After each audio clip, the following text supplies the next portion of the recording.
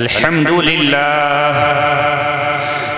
لله نحمده ونستعينه ونستغفره ونؤمن به ونتوكل عليه ونعوذ بالله من شرور أنفسنا ومن سيئات أعمالنا من يهده الله فلا مضل له ومن يضلله فلا هادي له ونشهد أن لا إله إلا الله وحده لا شريك له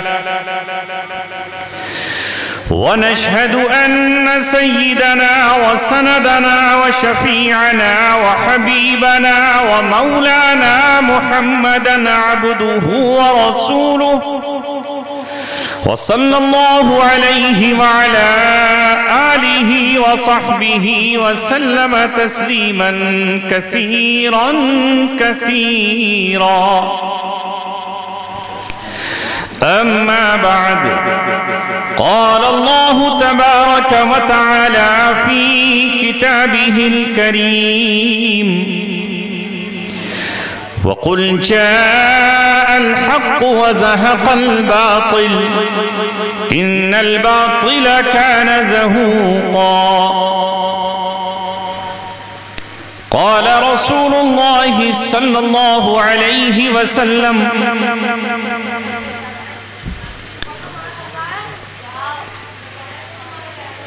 لا يؤمن أحدكم حتى أكون أحب إليه من والده وولده والناس أجمعين. صدق الله العلي العظيم وصدق رسوله النبي الكريم.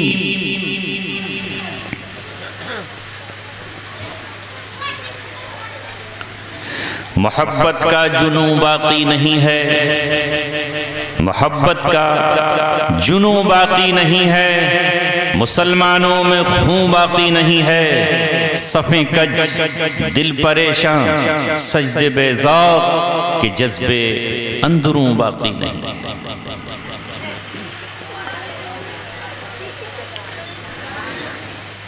اے لا الہ کے وارث، باقی نہیں ہے تجھ میں گفتار دل برانہ، کردار قاہرانہ. تیری نگاہ سے دل سینوں میں کانپتے تھے، کھویا گیا ہے تیرا جذب قلندرانہ.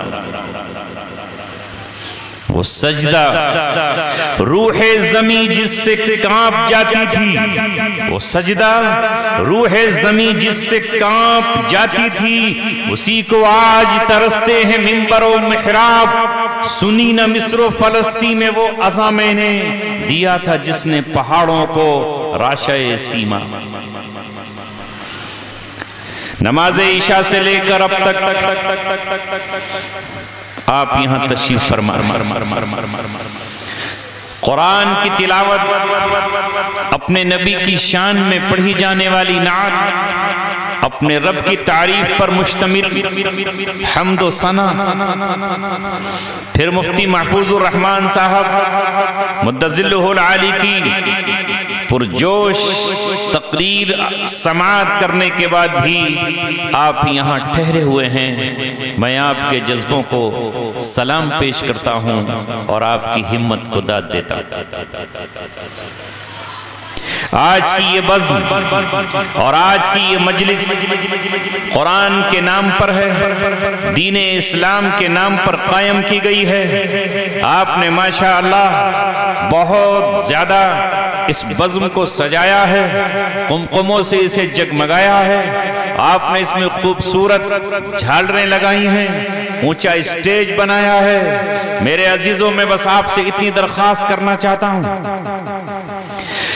اگر ہم نے اپنی ظاہر کی دنیا کو روشن کر لیا اور اس رات کو اندھیرے سے اجالے میں تبدیل کر لیا، چلو یہ بھی ایک کام ہو گیا، مگر اصل حقیقت یہ ہے کہ ہمارے دل کی دنیا میں جو اندھیرا ہے، جو اس دل پر سیاہی کی کالک لگی ہوئی ہے، اور جو گناہوں سے ہم نے اپنے دل کو آباد کر رکھا ہے، روزانہ جہنم ہمیں پکار رہی ہے. اے لوگوں اگر تم توبہ کر کے نہیں آئے، اگر تم اللہ سے معافی مانگ کر نہیں آئے تو تمہاری صبح گناہ میں گزرتی ہے، دوپہر تم گناہ کرتے ہوتے ہو، رات آتے آتے گناہ کے دلدل میں ڈوب جاتے ہو، اور یہاں تک کہ اسی گناہ کے عالم میں نیند آتی ہے اور سو جاتے ہو۔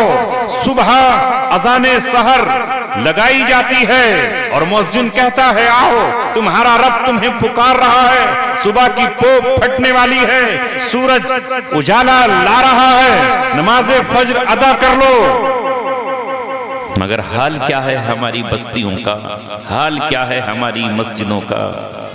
مسجدیں خالی نہیں ہے ایسا؟ مسجدیں مرثیہ خواہ ہیں کہ نمازی نہ رہے، یعنی وہ صاحب اوصاف حجازی نہ رہے، رہ گئی رسم اذان، روح بلالی نہ رہی، فلسفہ رہ گیا، تلقین غزالی نہ رہی۔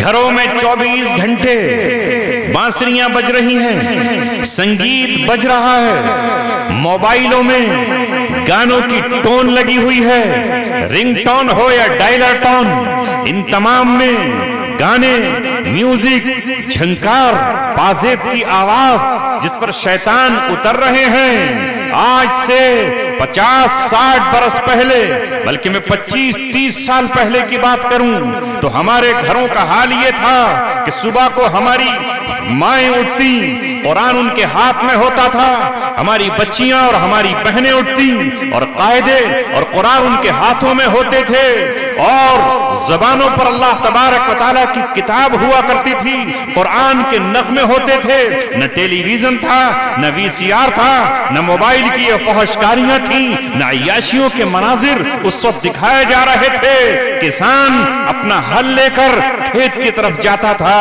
اور یہاں ہماری بہن بیٹیاں اور مائیں اللہ تبارک و تعالیٰ کے ذکر سے مصلی پر بیٹھ کر کے اس گھر کو روحانیت سے جگمگاتی تھیں، اور فرشتوں کا نزول ہمارے گھر پہ ہوتا تھا۔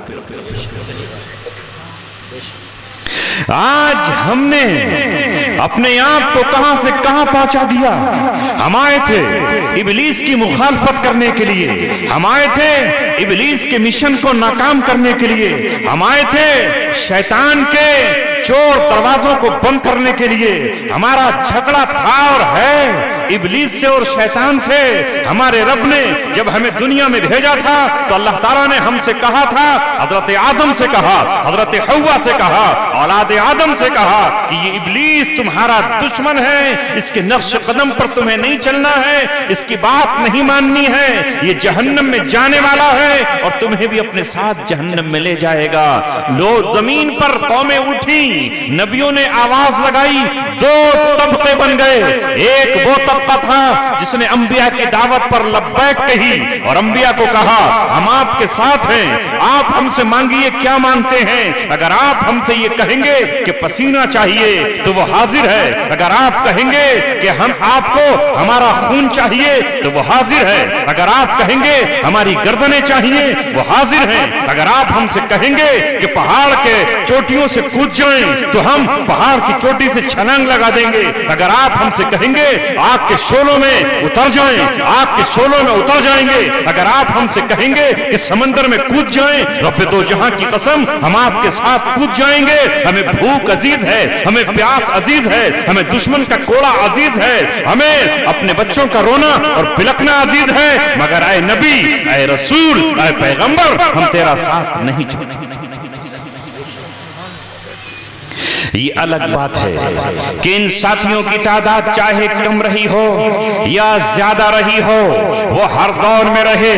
قلیلا ما یؤمنون، اہل ایمان کی تعداد کم رہی، مگر اللہ تبارک و تعالیٰ کے نبیوں کا ساتھ دینے والے ہمیشہ لوگ رہے۔ جب حضرت عیسیٰ علیہ السلام کے خلاف گھیرا تنگ کر دیا گیا اور حضرت عیسیٰ علیہ السلام کو لگنے لگا، فلما احس عیسیٰ منہم الکفر قال من انصاری الاللہ، جب حضرت عیسیٰ علیہ السلام کو لگنے لگا کہ یہ رومیوں سے مل کر یہ میرے ہی اپنے نسل اور خاندان خاندان کے لوگ اور اپنے قبیلے کے لوگ. کون تھے وہ آپ کے خاندان کے تھے, وہ بنی اسرائیل تھے, وہ اہل کتاب تھے, اللہ کی کتاب پڑھ رہے تھے مگر اس کتاب کو تبدیل کر رہے تھے, اس لیے کہ اللہ کی کتاب میں کسی پر ظلم کرنا منع ہے. کوئی بھی آسمانی کتاب ہو, کوئی بھی آسمانی صحیفہ ہو, بلکہ میں اس سے آگے بڑھ کر کہتا ہوں کہ دنیا میں جو بدلے ہوئے دھرم ہیں, کوئی بھی مذہب ہو, کسی بھی مذہبی کتاب میں کل کی ہو یا آج کی ہو, کسی بھی شخص پر ظلم کرنے کی اجازت نہیں, مگر وہ ظلم کو جائز قرار دے چکے تھے. لوگوں کے مال کو لوٹنا ان کے یہاں بالکل جائز قرار پا چکا تھا. سود حلال کر لیا تھا, شراب کو انہوں نے حلال کر لیا تھا. ان کے شہزادے اور ان کے امیر زادوں نے زنا کو حلال کر ڈالا تھا.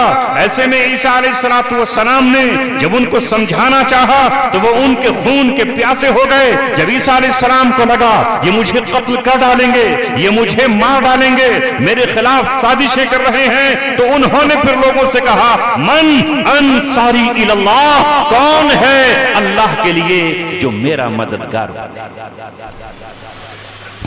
قال الحواریون نحن انصار اللہ, تو حواریین نے کہا ہم اللہ کے لیے آپ کی مدد کریں.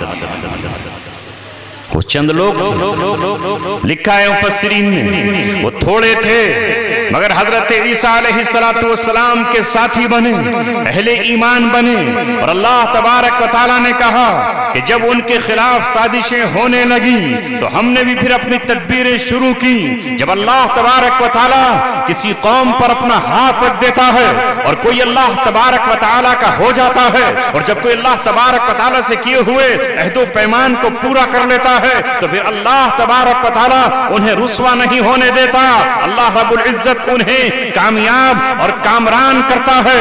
اللہ تبارک و تعالیٰ نے کہا وہ اپنی کوششیں کر لیں, وہ اپنی تدبیریں کر لیں, وہ اپنی چالیں چل لیں, ہم بھی چال چلنے والے ہیں. اللہ نے فرمایا کہ اذ قال اللہ یا عیسیٰ ابن مریم, اے عیسیٰ ابن مریم انی متوفیکا ورافعوکا الیہ, یا تمہارے خلاف سازش چلیں گے قتل کرنے کی, تمہیں مٹانے کی, تمہارے مشن کو روکنے کی.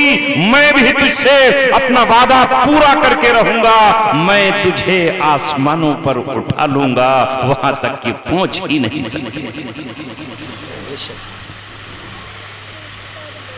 اور اللہ تعالیٰ نے حضرت عیسیٰ ابن مریم سے کہا یا عیسیٰ ابن مریم, اے عیسیٰ ابن مریم اس نعمت کو یاد کیجئے جو میں نے آپ پر کی ہے اور آپ کی امی پر کی ہیں. اللہ تبارک و تعالیٰ کہہ رہا ہے اے عیسیٰ ابن مریم اس نعمت کو یاد کرو جو ہم نے تم پر کی اور تمہاری امی پر کی اور تمہارے خاندان پر کی. اذ ایدتک بروح القدس, اور میں نے تمہاری مدد روح القدس سے کی ہے, روح الامین سے کی ہے, اور میں نے تمہیں معجزات دیے ہیں. اللہ رب العزت نے عیسیٰ علیہ السلام سے کہا اس نعمت کو یاد کریے. وہی اللہ تبارک و تعالی ہم سے بھی کہہ رہا ہے کہ ہم نے جو تم پر نعمتیں کی ہیں اس نعمت کو اے ایمان والو یاد کرو. وہ جب مدد پر آتا ہے تو پھر وہ مدد کرتا ہے. اس کے لشکر ہیں وَلِلَّهِ جُنُودُ السَّمَاوَاتِ وَالْأَرْضِ, اس کے لشکر زمینوں میں بھی ہیں اور اس کے لشکر آسمانوں میں بھی ہیں. اے نوجوانوں, ابھی آپ نے قرآن کی تلاوت سنی ہے اور قرآن کریم کے رکوع سنے ہیں. میں انہی کی چند آیتوں کا ترجمہ آپ کے سامنے کیے دیتا ہوں.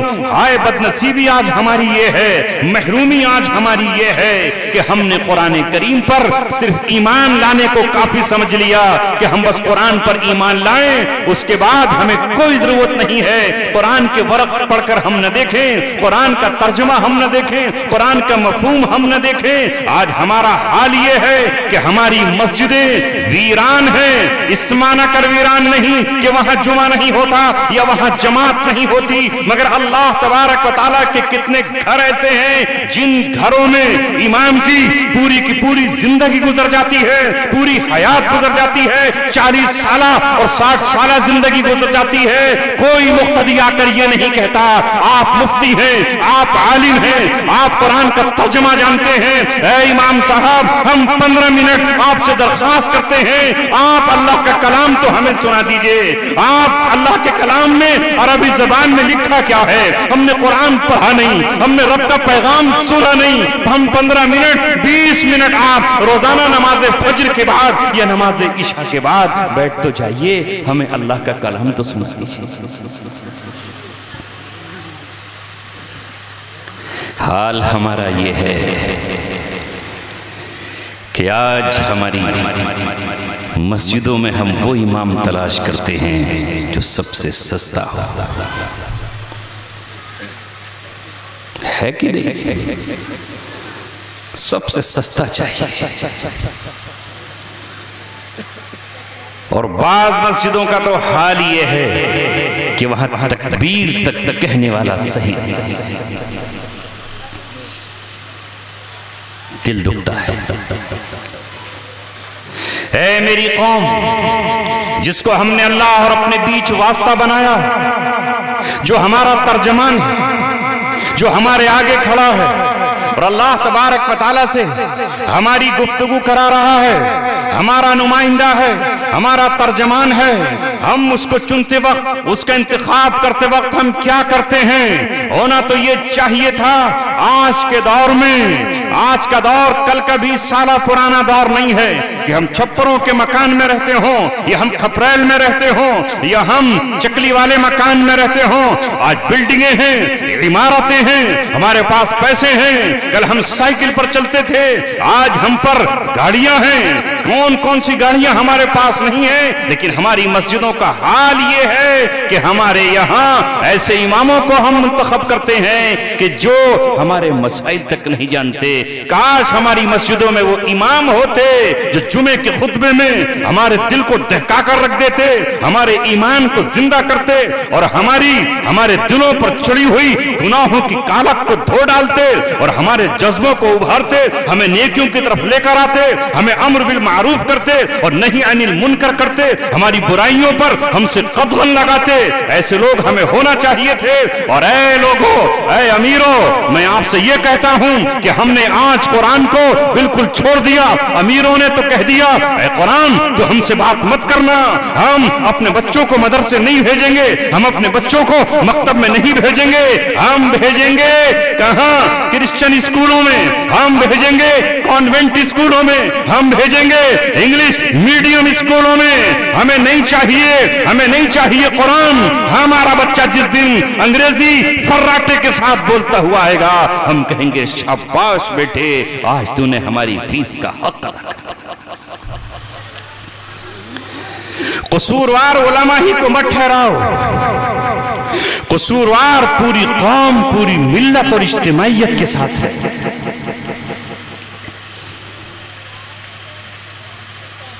ہمارے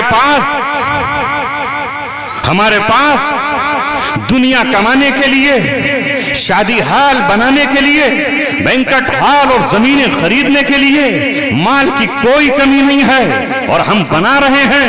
ہمارے پاس ہاسپٹل بنانے کے لیے پیسہ ہے اس لیے کہ دنیا میں اس سے کمائی ہوگی، ہمارے پاس اسکول بنانے کے لیے پیسہ ہے اس لیے کہ اس سے ہماری دنیا بنے گی۔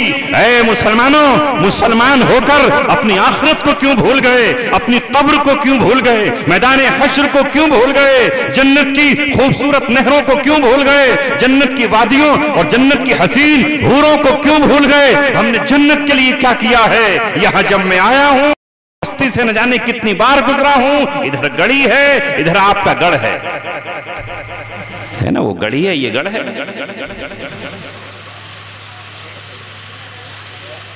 لیکن مجھے تعجب ہوا، میں چھوٹے چھوٹے گاؤں میں جاتا ہوں اور گیا ہوں، میں نے معمولی سے گھر دیکھے ہیں، میں اڑیسہ تک کے کچے مکانوں میں پہنچا ہوں، چھپنوں کی جھونپڑیوں میں نے دیکھا ہے، مگر اس ہندوستان میں اور وہ بھی کانٹ کے قریب، ڈسٹرکٹ مراد آباد کے پاس، امروہہ کے نزدیک اور سہسپور کے بالکل قریب میں، یہاں ایک ایسی بستی بھی ہے جہاں کوئی مکتب نہیں ہے، جہاں مدرسے کے نام پر کوئی عمارت نہیں ہے۔ اتنا خوبصورت نام جس کا نام آپ کہتے ہیں واہ سمت گڑھ ہے، جس سے ٹپکتا ہے کہ یہاں اہل ایمان کی آبادی ہے، یہاں مسلمانوں کی آبادی ہے، مگر اب تک ہوا کیا کہ یہاں کوئی ایک بیگھہ جگہ، کوئی آدھا بیگھہ جگہ، کوئی ایک مکتب کے نام سے یہاں مدرسہ نہیں ہے۔ اللہ جزائے خیر دے اس نوجوان کو جس نے اپنی عمارت میں مولانا یا حافظ صاحب کو اجازت دی کہ آپ اپنے بچے میرے یہاں ہی پڑھا لیے، اس کی نسبت پر آج یہ اجتماع ہے۔ میں تو حیرت میں تھا کہ یہ کون سی جگہ ہے، آیا یہ ہمارے ہی حصہ ہے یا میں برما میں بیٹھا ہوا۔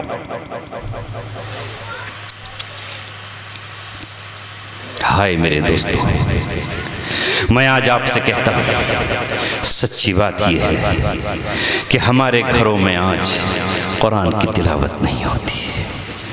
چھوٹے بچوں سے لے کر 85 سال کے بوڑھوں تک ہر ایک کے ہاتھ میں موبائل ہے اور پھرکی کی طرح وہ چل رہا ہے، اور معصوم بچوں کا تو برا حال ہے۔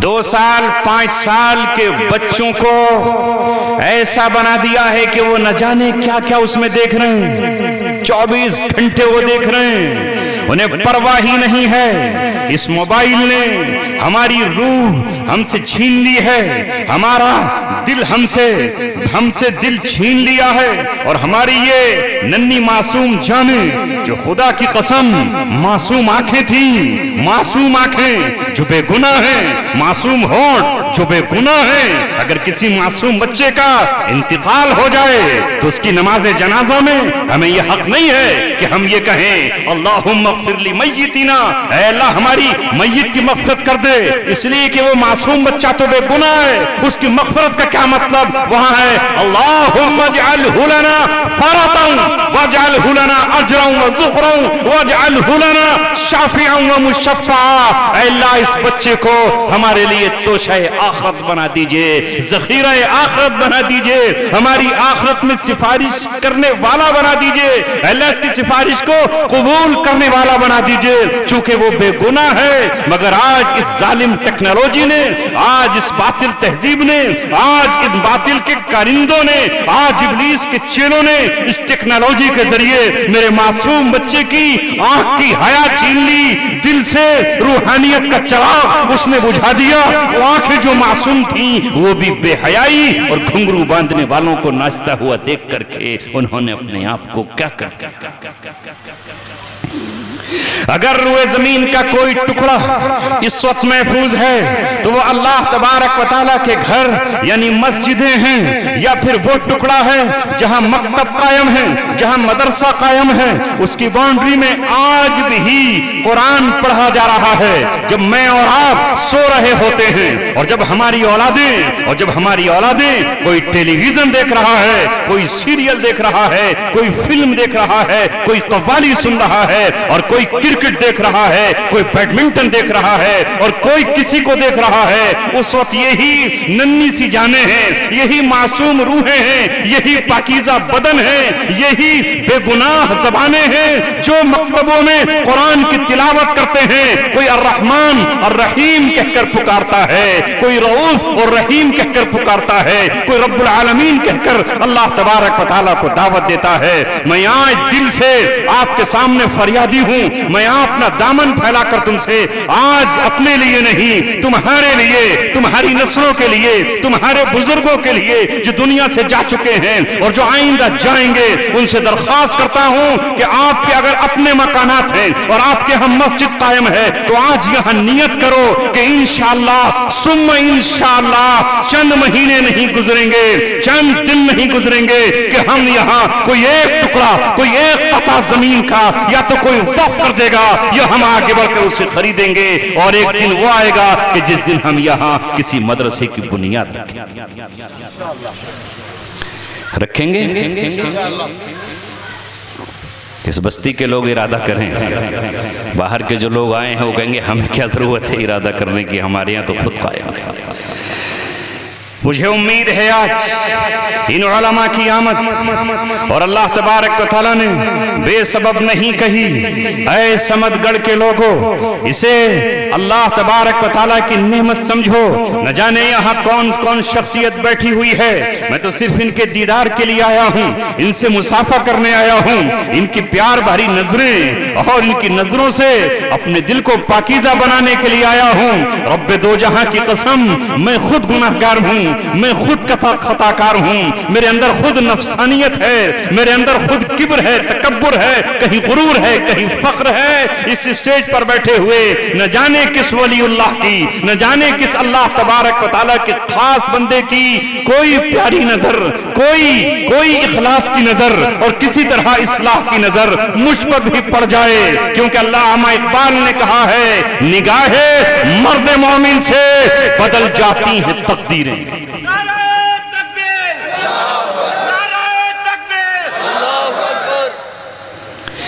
جو ہو عزم سفر پیدا تو کٹ جاتی ہیں زنجیریں، نگاہ مرد مومن سے بدل جاتی ہیں تقدیریں۔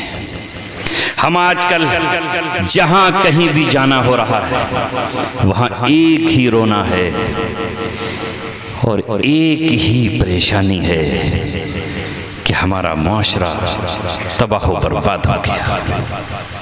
ہائے افسوس، کس نے برباد کیا؟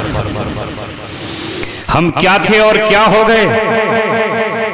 اللہ نے ہمیں کیسی نعمتوں سے نوازا، قرآن جیسی نعمت، قرآن جیسی کتاب اللہ نے ہمیں عطا فرمائی، کعبۃ اللہ جیسا مرکز ہمیں نصیب فرمایا۔ اللہ رب العزت نے ساری دنیا کے مسلمانوں کو خانہ کعبہ قبلہ بنا کر انہیں اجتماعیت کا ایک مرکز عطا فرمایا۔ اللہ تبارک و تعالیٰ کی تجلیات اور اس کا نور اور اس کی نورانیت خانہ کعبہ پر پڑتی ہیں اور وہاں سے پوری دنیا میں تقسیم ہوتی ہیں۔ ایک مرکز وہ عطا فرمایا جہاں ہم جغرافیائی اعتبار سے اپنی نمازوں میں اسی قبلے کا رخ کرتے ہیں، اپنے مردوں کو ہم اسی طرف منہ کر کے دفن کرتے ہیں، ہم اپنی قربانیوں میں قربانیوں کا رخ اسی طرف کرتے ہیں۔ یہ قبلہ کسی اور کے پاس نہیں ہے، وہ دنیا کے بیچوں بیچ میں ہے۔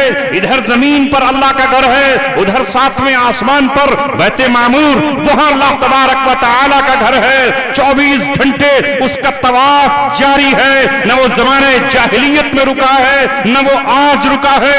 2019 میں کرونا کے وقت میں جب وہاں کی حکومت نے ڈر کر گھبرا کر خوف زدہ ہو کر یہ کہا کہ ہم خانہ کعبہ کا طواف بند کرتے ہیں اور کعبے میں طواف نہیں ہوگا، آپ نے دیکھا پوری دنیا نے وہ ویڈیو دیکھی، سارے جہاں کی نظروں میں اللہ تبارک و تعالیٰ نے دکھایا کہ اللہ کے رسول کی بعثت سے کچھ دن پہلے جن پرندوں نے جو ابابیل جھنڈ کی شکل میں آئے تھے، انہوں نے جب دیکھا کہ یہاں انسان طواف نہیں کر رہے ہیں تو ان پرندوں نے قطار لگائی اور کہا ہے ربا تیرے گھر کی حفاظت کی ذمہ دار بھی ہم ہیں، اور آج جب ان مسلمانوں نے یہ پابندی عائد کر دی ہے کہ تیرا طواف نہیں کریں گے تو ہم جو ہے مل کر کے آج تیرے گھر کا طواف۔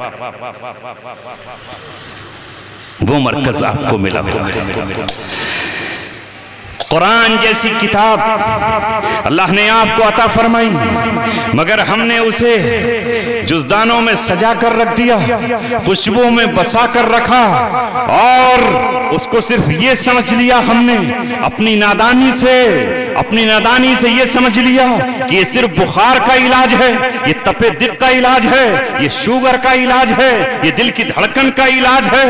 نہیں میرے دوستو، فیہی شفاء للناس، بے شک اس میں شفا ہے، وہ شفا ہے، اس میں رحمت ہے، وہ ہدایت ہے، وہ ہماری روح کا بھی علاج ہے، وہ ہمارے لیے طریقہ بھی ہے کہ ہمیں زندگی میں کیسا طریقہ اتارا جائے گا۔ ہم تو جب کسی مولوی سے ملاقات کرتے ہیں ہم سوچتے ہیں پتہ نہیں کون سی بات کرے گا، آخر میں وہ کہتا ہے کہ حضرت کچھ لکھ دیجئے، کام چل جائے گا۔ ہم کہیں پڑھ لیجئے، نہیں وہ پڑھتا نہیں، وہ آپ پڑھیے، فیس دے دوں گا آپ کی، ہے نا، فیس دے دوں گا۔ پھر کچھ لوگوں نے بھی سوچا کہ اچھا راستہ ہے، دنیا کی یہ واحد تجارت ہے جس میں کچھ خرچ نہیں ہوتا، بیٹھ جاؤ، کاغذ قلم لاؤ، پیلی پڑیا لاؤ، لکھنے کی بھی ضرورت نہیں ہے، مہر لگوا لو، کچھ ہند سے چھاپ لو اس پر 3 2 5 7 8 9 11، تھوڑا ادھر سے شروع کرو، ادھر سے شروع کرو، اور اس کے بعد لوگوں سے کہو میں خالص مشک و عنبر سے لکھوں گا، بہترین زعفران سے لکھوں گا، ناریل کے قلم سے لکھوں گا، زیتون کے تیل میں اس کو ڈبوں گا،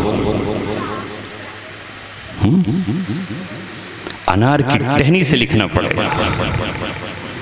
اب لے آؤ مشک، کہاں سے لائے گا ڈھونڈ کر؟ مشک پر تو پابندی ہے، تمہیں نہیں ملے گا، میں لے کر آؤں گا۔ 20,000 روپے، 21,000 روپے، 5,000 روپے ادھر دے کر چلے جائیے۔ چلیے صاحب آپ ہی منگا لیجیے۔ کتنی ہی مصیبت میں ہو وہاں کنسیشن نہیں ہے۔ اللہ تبارک و تعالیٰ کی کتاب، کیا حال اس کے ساتھ کیا کہ یہ کتاب ہم سے فریاد نہیں کرے گی؟ میں اس لیے نہیں آیا کہ تم مجھے کھلونا بنا لو، پچھلی امتوں نے بھی یہی تو کیا، جس کو قرآن کہتا ہے لِيَشْتَرُوا بِهِ ثَمَنًا قَلِيلًا، انہوں نے اللہ کی کتاب کے بدلے میں تھوڑی سی قیمت خرید لی، تھوڑی سی قیمت انہوں نے مول لے لی۔ ہم نے اس کتاب کے ساتھ یہ حشر کر ڈالا۔ یہ کتاب اس لیے نہیں کہ یہ ہمیں حکم دے، یہ ہم سے یہ کہے، یہ کتاب اس لیے آئی تھی کہ اے دنیا پر بسنے والوں، اس پر ایمان لانے والوں، ایمان تو لانا ضروری ہے، یہ اللہ کی کتاب ہے، مگر اس کے ایک ایک حکم پر عمل کرنا ضروری ہے۔ اس قرآن نے یہ کہا ہے کہ تم میں سے جو لوگ والذین یتوفون، تم میں سے جو لوگ وفات پا جائیں وَيَذَرُونَ أَزْوَاجًا، اور وہ اپنی بیویاں چھوڑ جائیں، تو وہ بیویاں 4 مہینے 10 دن عدت گزاریں۔ ہے نا قرآن کا حکم؟ ہے نہیں ہے؟ اس پر تو ہمارا عمل ہے ماشاءاللہ۔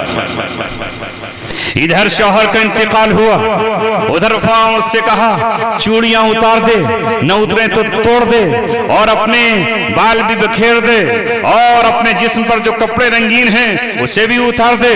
سبحان اللہ، بے شک یہ حکم ہے اور ہم اس کو پورا کر رہے ہیں۔ علماء سے پوچھیں گے امی عدت میں بیٹھی ہیں، فلاں عدت میں بیٹھی ہے، ذرا بتائیے عدت کب پوری ہوگی، کس طرح پوری ہوگی، اب ہمیں کیا کرنا ہے؟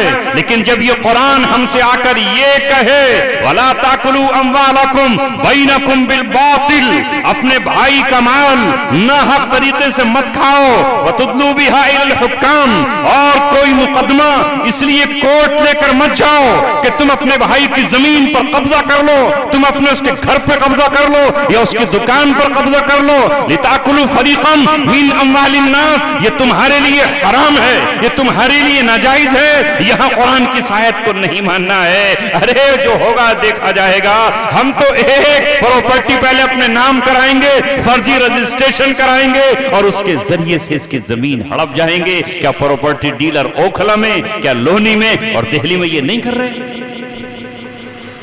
مراد آباد کیوں یہاں کی میں بات نہیں کرتا، مجھے یہاں کا علم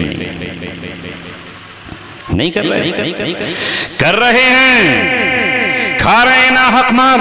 اللہ کے رسول صلی اللہ علیہ وسلم نے فرمایا حجۃ الوداع کے موقع پر، اے مسلمانوں، تمہارا ایک دوسرے کا مال دوسرے پر حرام ہے، ایک دوسرے کی عزت تمہارے اوپر حرام ہے، اور ایک دوسرے کا خون کی ایک بوند بھی تمہارے اوپر حرام قرار دی گئی ہے۔ مگر کیا آج ہماری عزتیں نہیں اچھالی جاتی؟ کیا ایک دوسرے کو ہم بے عزت نہیں کرتے؟ کیا ایک دوسرے کو ہم گالیاں نہیں دیتے؟ اسلام نے کہا مومن نہ گالی دیتا ہے نہ فحش بات اپنی زبان سے نکالتا ہے۔ جو گالیاں بکے، میرے نبی نے 1400 برس پہلے کہا، جو جھگڑے کے موقع پر گالیاں بکتا نظر آئے، شہادت دے دو، گواہی دے دو اور یہ کہہ دو یہ مومن نہیں ہے، یہ منافق ہے۔ 4 چیزیں جس میں پائی جائیں وہ پکا منافق ہے۔ کیا کیا ہے؟ کیا ہے بتا دوں؟ سننا چاہیں گے یا یاد ہیں؟ یاد ہوں تو نہ بتاؤں؟ بتا دوں؟ سب سے پہلی علامت منافق کی یہ بیان کی، اذا حدث کذب، جب بولے تو جھوٹ بولے۔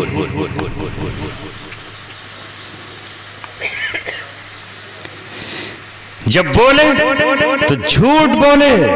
اب جو جھوٹ بول رہا ہے وہ مومن کیسے ہو سکتا ہے؟ میرے نبی سے پوچھا گیا، اللہ کے رسول کیا مومن سے زنا ہو سکتا ہے؟ آپ نے فرمایا ہاں، خواہش نفس لگی ہوئی ہے، کنٹرول نہ کر سکا، مسلسل روزے نہ رکھ سکا، نکاح نہ ہوا تھا، لہذا وہ ملبس ہو سکتا ہے۔ کیا وہ شراب پی سکتا ہے؟ فرمایا ہاں، شراب کا اس سے ارتکاب ہو سکتا ہے، کبھی شرابی صحبت میں مل گیا ہو تو جام ایک ہاتھ دو لگا سکتا ہے۔ پھر اس نے پوچھا کہ کیا مومن چور بھی ہو سکتا ہے؟ کہاں ہاں ہو سکتا ہے، کسی موقع پر مال کا لالچ آ گیا ہو اور چپکے سے کہیں پڑا ہوا عمدہ قسم کا آئی فون دیکھ لیا ہو، اٹھا کے جیب میں رکھ لیا کہ آ گیا مزہ، واہ واہ سبحان اللہ، یہ مل گیا 75,000 روپے کا مجھے، تو چور ہو سکتا ہے۔ پھر پوچھا کیا وہ جھوٹ بول سکتا ہے؟ آپ نے فرمایا نہیں، جو مومن ہے، ایمان والا ہے، وہ جھوٹا نہیں ہو سکتا، وہ جھوٹ۔ اب سب سے سچے ہمارے نیتا لوگ ہیں نا، وہ تو کبھی جھوٹ ہی نہیں بولتے، بڑے سچے، ایسے وعدے کہ جب ہم آئیں گے تو آپ کی سڑک پیرس و برطانیہ جیسی بنا دیں گے، اور ہماری قوم کا یہ عالم کہ ان سے سچا کوئی نہیں ہو سکتا، انتظار کرتے رہیں گے۔ اور حال کیا ہے اس راستے میں جانے والوں کا؟ ایک دوسرے کی آبرویں اچھالنا، عزتیں اچھالنا، گڑے مردوں کو نکالنا، اور ہم سب ان کے پیچھے چل رہے ہوتے ہیں۔ کسی کے ہاتھ میں تھالی ہوتی ہے وہ اس کو بجا رہا ہوتا ہے، اور کسی کے ہاتھ میں تھالی نہیں ہوتی تو وہ تالی بجا رہا ہوتا ہے، اور کسی کو کچھ نہ ملے تو وہ گملہ اٹھا کر کے اسی کو بجانا شروع کر دیتا ہے۔ ہمارا یہ حال ہے، آگے پیچھے حالی موالی، اس کے پیچھے تالی ہے۔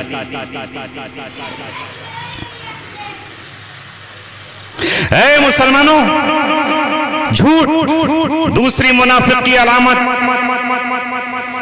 وَإِذَا خَاصَمَ فَجَرَ، جب اس کا جھگڑا ہو جائے بس اس کے بعد اگر وہ گالیوں پر اتر آتا ہے تو یہ منافق ہے۔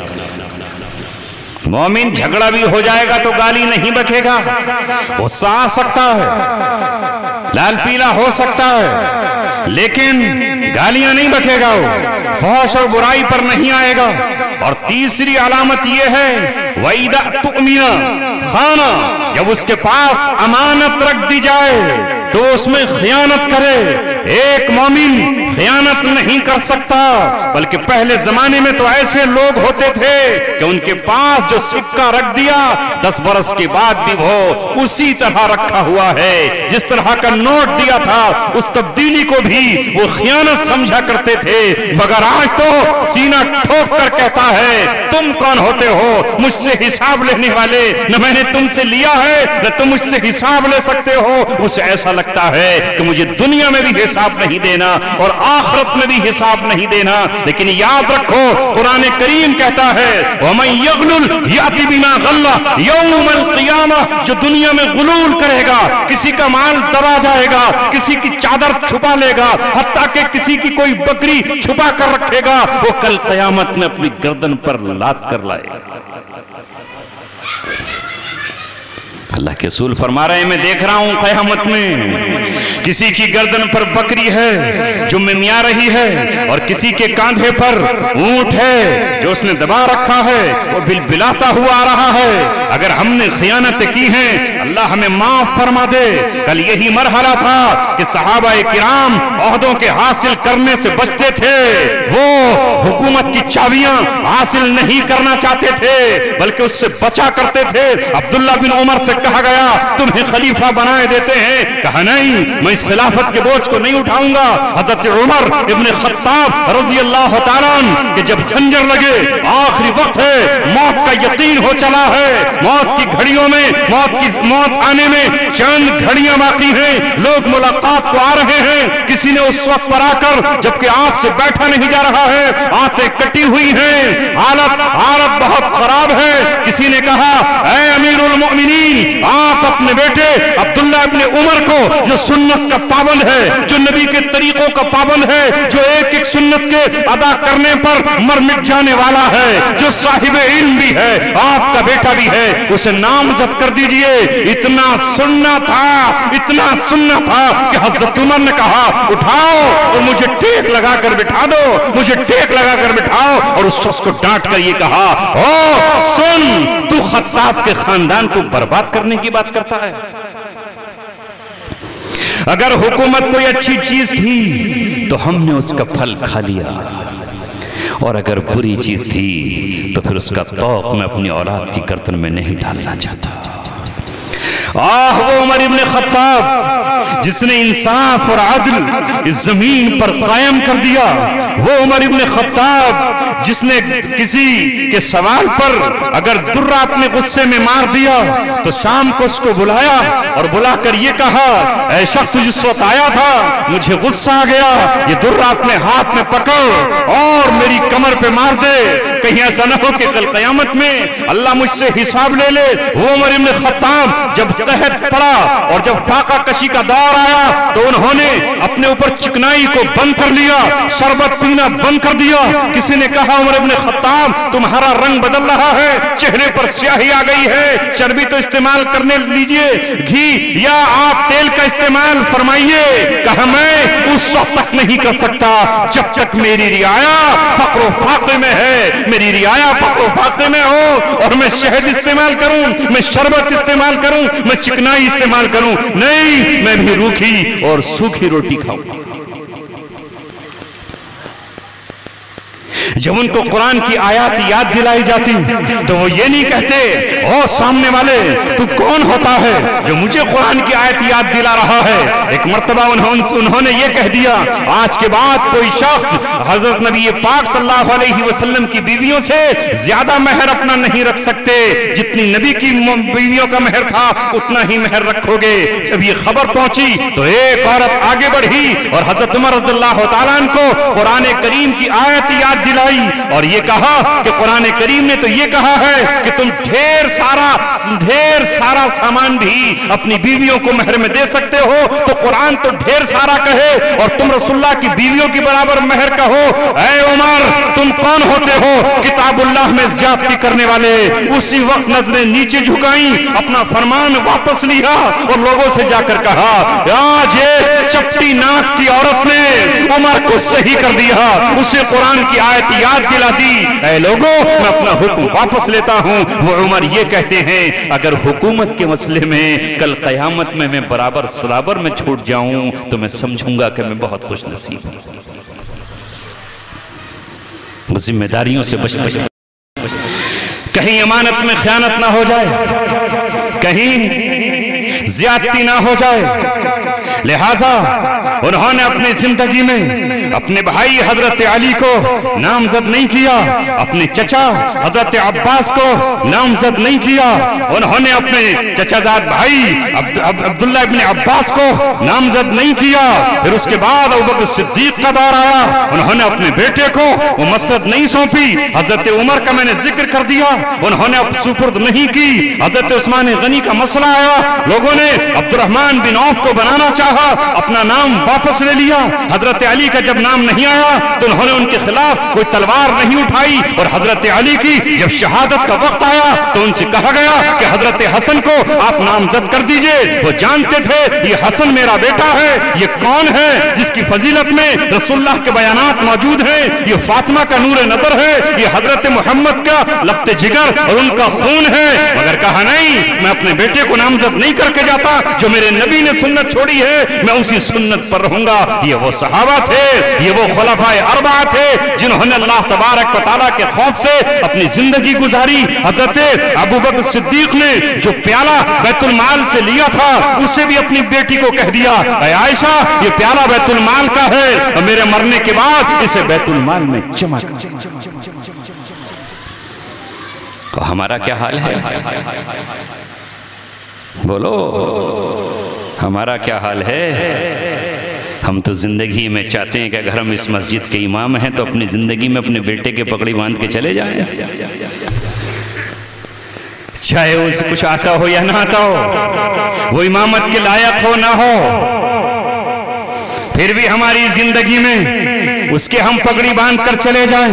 ہمارے بعد ہمارا بیٹا اور بیٹے کے بعد پوتا اور پوتے کے بعد پر پوتا, یہ ہماری آج چلی آ رہی ہے. یہ مسند ہم سے چھن نہ جائے, یہ ہم سے ہو نہ جائے. حکومت کے لیے ہم کٹورا پھیلائے پھرتے ہیں, کاسہ گدائی لیے پھرتے ہیں اور نہ جانے کس کس کو راضی کرنے کی کوشش کرتے ہیں. خدا کی قسم ہمارے اسلاف نے اس کو کبھی پسند نہیں کیا. اسلام کا اصول یہ ہے جو عہدہ مانگے گا اسے عہدہ نہیں دیا جائے, مانگنے والے کو نہیں دیا جائے.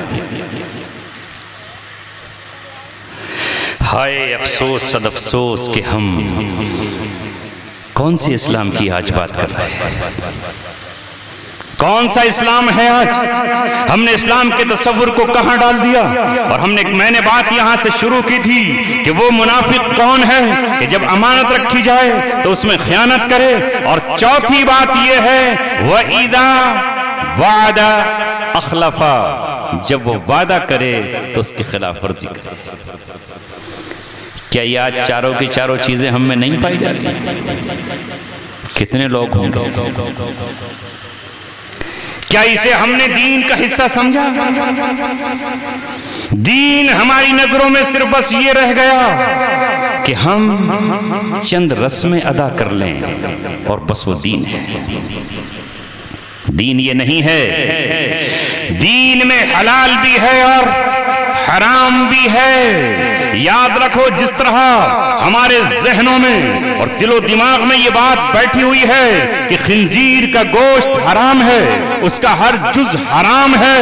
یاد رکھو جس طرح ہمارے دماغ میں یہ بات بیٹھی ہوئی ہے کہ مردار کا گوشت حرام ہے, جھٹکے کا گوشت حرام ہے, حلال کا جو طریقہ ہے وہی حلال ہے. تو یہ بات ہمارے ذہنوں سے کیوں نکل گئی کہ شراب حرام ہے, جوا حرام ہے, سٹا حرام ہے, لاٹری کا ٹکٹ حرام ہے.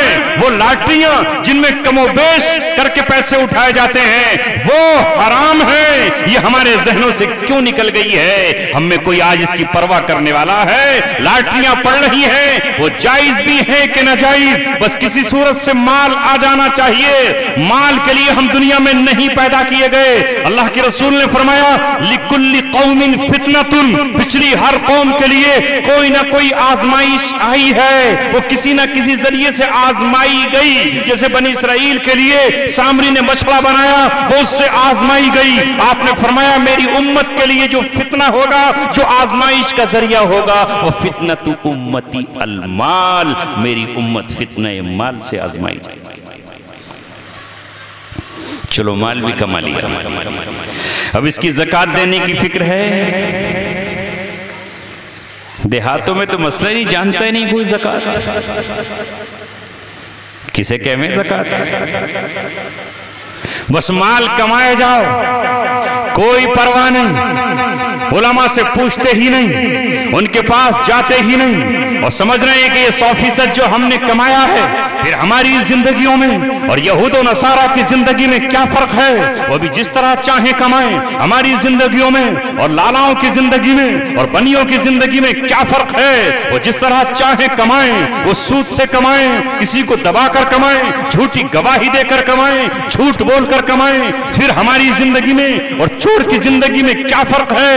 ہم کھیت پر جا کر کمائیں اور وہ کسی کی چوری کر کے کمائیں. اے مسلمانوں, اسلام نے مال کی وہ شکلیں کچھ حلال کی ہیں, کچھ حرام کی ہیں. ایک مسلمان حلال اختیار کرے وہ مسلمان ہے, اور اس حلال میں سے بھی اسے زکوٰۃ بھی نکالنا ہے. اور خالی زکوٰۃ ہی نہیں، زکوٰۃ کے علاوہ بھی خرچ کرنا ہے۔ آج معاشرے کا عالم کیا ہے ہمارے، ہم بھی دولت کے پجاری ہو گئے، عبد الدرہم والدینار بن گئے، ہم درہم کے غلام اور درہم کے بیٹے بنے ہوئے ہیں۔ اس لیے میرے بزرگوں اور عزیز ساتھیوں، اگر اسلام پر چلنا ہے اور اسلام اپنے آپ کو مسلمان کہلانا ہے تو آپ کی ذمہ داری آج یہ بنتی ہے کہ سب سے پہلے آپ خود کو مسلمان بنا لیجیے، اور پھر سے وہ چیز لے کر آئیے جو آپ کے بڑوں نے پیدا کی تھی۔ جس سرزمین پر آپ پہنچے اور جہاں آپ نے تجارت کی، دنیا یہ کہتی تھی یہ مسلمان ہے۔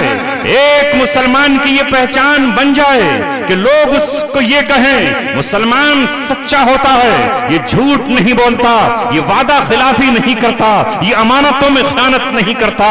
کل کا حال یہ ہمارا ہوا کرتا تھا کہ لوگ ہمارے پاس مال ہی نہیں بلکہ اپنی بیٹیوں کو اور اپنی بہنوں کو باہر سفر پر جاتے، کارواں اور قافلے کے ساتھ جاتے تو یہ کہہ کر چھوڑ جاتے تھے کہ یہ ہماری بچی ہے، آپ اس کی عصمت اور اس کی عزت کی حفاظت کر لینا۔ ہم اتنے بھروسے مند تھے اور اتنا ہم پر اعتماد تھا۔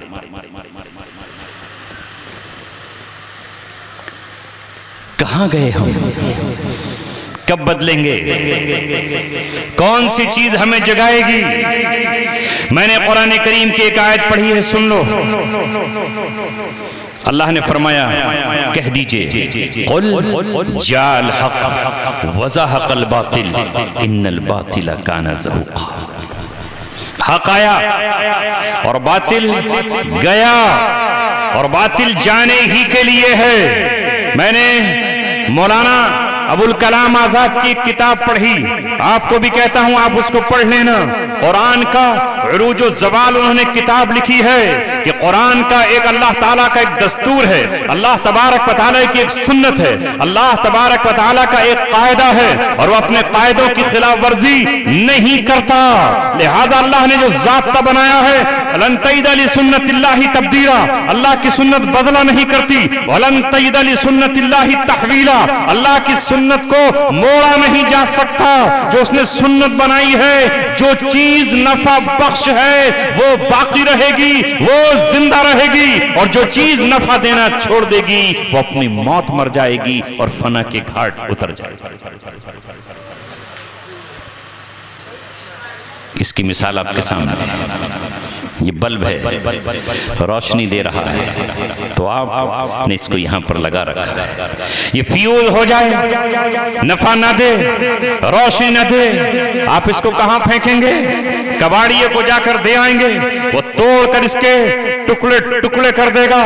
یہ میرے سامنے مائک ہے، اگر یہ مائک بولنا بند کر دے گا اسے اتار کر کے پھینک دیا جائے گا، اس کی جگہ دوسرا لا کر کے رکھا جائے گا۔ آپ کی بھینس اگر دودھ دیتی ہے تو آپ اس کی خدمت کریں گے، نہلائیں گے اور اس کو دھلائیں گے اور اس کو چارہ دیں گے اور آپ اس کی خدمت کریں گے۔ اگر وہ دودھ دینا بند کر دے اور دودھ کے ساتھ اس کا نفع ختم ہو جائے اور آپ کو نفع کی امید ختم ہو جائے تو آپ جائیں گے اور اسے بازار میں بیچ آئیں گے، وہ کٹ جائے آپ کو کوئی پرواہ نہیں، وہ مر جائے آپ کو کوئی پرواہ نہیں، اس کا کیا حشر ہو آپ کو کوئی پرواہ نہیں۔ دنیا کی کوئی بھی چیز جب تک نفع بخش ہے اس کا وہ مقام ہے۔ یہ پین لگا ہے میری جیب میں، یہ جب تک لکھ رہا ہے اس کا مقام جیب ہے، اور جب یہ لکھنا بند کر دے گا اور جب اس کی روشنائی ختم ہو جائے گی اور یہ نفع دینا بند کر دے گا، میں اٹھا کر اس کو ڈسٹ بن میں پھینک دوں گا، چاہیے آج کتنا ہی قیمتی ہو۔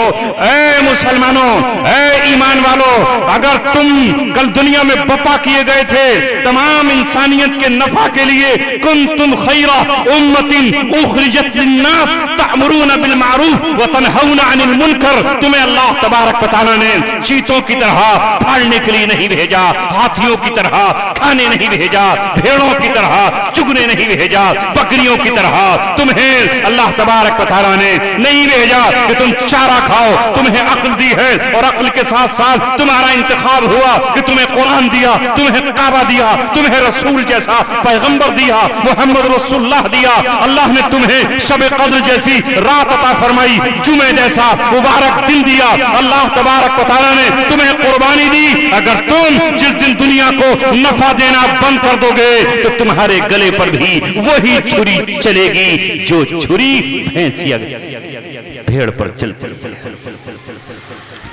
پھر مت کہنا کیوں ذبح ہو رہے ہیں, پھر مت کہنا کیوں ستائے جا رہے ہیں, پھر مت کہنا کوئی ہم پر آنسو بہانے والا نہیں, پھر مت کہنا کوئی ہماری مدد کرنے والا نہیں. کوئی مدد تو نہیں آئے گا.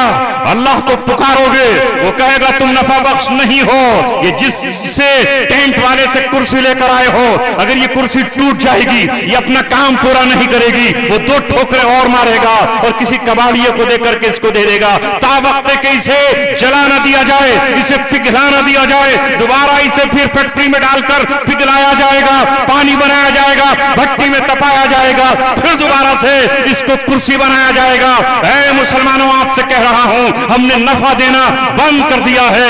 انسانیت کے ہم نفع بخش نہیں رہے, اپنے خاندانوں کو ہم نفع دینے والے نہیں رہے, اپنے محلوں کو ہم نفع دینے والے نہیں رہے. ہم نے بس یہ سمجھ لیا ہے کہ زندگی کا مقصد ہمارا صرف جانوروں کی طرح چارہ کھانا ہے. ہمیشہ ہماری پوری صبح سے شام تک کی جو تگودو ہے وہ اس پیٹ کے لیے ہے, اس دوزخ کے لیے ہے, اسی کو بھرنے کے لیے ہے, اسی کے لیے ہے. بس اگر کسی کی بٹیا کی منگنی ہے تو وہاں کھانے کی پہلے پوری ترتیب بن رہی ہے. 75 لوگ ساتھ لے کر آؤں گا, میرے خاندان کے لوگ آئیں گے, 45 لوگ لے کر آؤں گا. یہ بھوکے ہیں, یہ ننگے ہیں, یہ چینوں کی طرح تمہارے دسترخوان پر گریں گے, یہ گدھوں کی طرح تمہارے دسترخوان کو دیکھیں گے. لہذا بازار کا کوئی آئٹم بچنے نہ پائے. میں اپنے بیٹے کی منگنی کرنے تمہارے آ رہا ہوں, نسبت کرنے کے لیے آ رہا ہوں. کوئی فروٹ جو بیچ رہا ہے اس کا پھل بچ نہ جائے, ورنہ ایک جھٹکے میں اس رشتے کو ختم کر بس کھانا ہی کھانا 24 گھنٹے. اللہ تبارک و تعالی ہماری حفاظت فرمائے.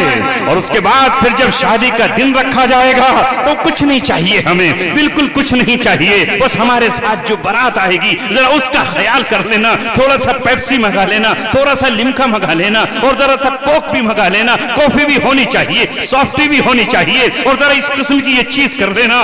اگر یہ دولت تجھے دی اللہ تبارک و تعالی نے تو تیرا تو پیٹ بھرا ہوا ہونا چاہیے تھا, تیرے تو فریج میں رکھی ہیں نعمتیں. اگر یہ کوئی غریب تقاضا کرتا تو سمجھ میں آتا تھا, کوئی کمزور تقاضا کرتا سمجھ میں آتا تھا, کوئی مزدور تقاضا کرتا سمجھ میں آتا تھا, اگر کوئی فقیر تقاضا کرتا تو سمجھ میں آتا تھا. مگر یہ مالدار, تیری غیرت کہاں گئی, تیری حرص کہاں گئی, تو کہاں پر جا رہا ہے؟ اور اس کے باوجود بھی اگر منہ مانگی مراد نہیں ملی, بیٹی نہیں, اس نے بیٹی پال کر دے دی, اس نے جمع کر کے دے دی, اس نے قرآن پڑھا کر دے دی, اس نے عزت کے ساتھ ودا کر دی. اور جو گھر پر آئی ہے تو اس پر جو تیر چل رہے ہیں, تیر کا عالم یہ ہے کہ 80 سال کی بوڑھی صاحب وہ تیر برسا رہی ہے, اس کی دوسری نندیں وہ تیر برسا رہی ہیں, وہ پھپھیاں آئی ہیں بیٹے کی وہ الگ سے تیر برسا رہی ہیں, کپڑے پھینکے جا رہے ہیں, یہ ہمیں چتھڑے اٹھا کر کے دے دیے ہیں, جوتیاں پھینکی جا رہی ہیں. یہ بیٹی آئی تھی اپنے خواب سجا کر, یہ آئی تھی آرزوؤں کے چراغ روشن کر کے. میں ایک شوہر کے پاس جا رہی ہوں جہاں جوانی کی امیدیں مجھے پوری کرنی ہے, پوری زندگی اس کے ساتھ گزارنی ہے. نکاح کے گواہ جو وکیل گئے تھے تو یہ کہہ کر آئے تھے کہ تم نکاح کی اجازت دیتی ہو. اس نے کن آرزوؤں اور امیدوں کے ساتھ اس دن سے وہ امیدوں کے چراغ روشن کی ہوئی تھی جس دن سے اس کی منگنی ہوئی تھی, لیکن آج وہ یہاں آئی تو تیر و تلوار کے زخم اس سے کم تھے جو زخم اس کے دل پر لگائے.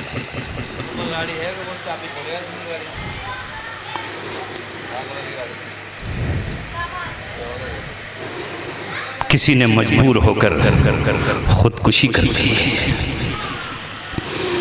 اور اس نے اپنے آپ کو جلا ڈالا. نتیجہ کیا نکلا؟ یہ بچی تو اپنی جان سے گئی, اور اس بچی کے گھر والے اگر طاقتور تھے کسی چودھری صاحب MLA صاحب کے رائٹ ہینڈ تھے، تو انہوں نے جا کر تھانے میں رپورٹ درج کرا دی کہ جہیز مانگا، اس کی بہنوں نے، اس کی پھپھیوں نے، اس کی ماں نے، چچی نے، فلاں نے، آئی پولیس، جہیز ایکٹ میں پورا خاندان جیل میں پڑا ہوا ہے، 302 کا مقدمہ بھی ہے، چونکہ وہ مر چکی ہے، وہ جل چکی ہے۔ ہم ایسے نہ جانے کتنے لوگوں کو جانتا ہوں جن کے پورے گھر جیل میں اس طرح سڑ رہے ہیں۔ یہ نتیجہ ہے اس دولت کی حرص کا، یہ نتیجہ ہے سنتوں کے توڑنے کا، یہ نتیجہ ہے دیندار بیٹوں اور بچوں کو نہ دیکھنے کا۔ تمہارے نبی نے کیا کہا؟ اس نے تو یہ کہا اگر جوتے کا تسمہ ٹوٹ جائے تو اللہ تبارک و تعالیٰ سے مانگو، اگر نمک کی ڈیلی ختم ہو جائے تو اللہ سے مانگو۔ ایک صحابی سے انہوں نے کہا کہ جو کچھ تجھے مانگنا ہے وہ اللہ سے مانگ، رب دو جہاں کی قسم۔ یہ صحابہ تھے، ہم جیسے نالائق نہیں تھے، ہم جیسے ایمان کے کمزور نہیں تھے۔ اس صحابی سے جب اللہ کے رسول نے کہا آج سے جو کچھ تجھے مانگنا ہے تو اللہ سے مانگنا ہے، کھانا مانگ تو اللہ سے مانگ۔ اس کے بعد وہ گھوڑے پر سوار ہوتے، اگر ان کا کوڑا دھوکے سے ہاتھ سے گر جاتا اور کوئی نیچے کھڑا ہوا شخص یہ کہتا کہ اس گھوڑے کو میں اٹھا کر دیتا ہوں، وہ صحابی یہ کہتے نہیں، میں گھوڑے کی پیٹھ سے نیچے اتروں گا، تجھ سے کوڑا بھی نہیں مانگوں گا۔ میرے نبی نے کہا ہے جو کچھ مانگنا ہے وہ اللہ سے۔ ہمارا کیا حال ہے؟ سب کچھ بندوں سے مانگ لو، یہی ہم کو دیں گے۔ اللہ رب العزت سے مانگو، وہ تمہیں دے گا، دل کا غنا دے گا۔ مالداری کپڑوں کی نہیں ہے، دولت کی نہیں ہے، یہاں کا غنا ہو، یہ مالداری ہو۔ اے بزرگوں اور ساتھیوں، بہت وقت میں نے آپ کا لیا، جو کچھ کہہ سکتا تھا میں نے کہہ دیا، جو سمجھانا تھا میں نے سمجھا دیا۔ اللہ سے مانگو، وہ دے گا۔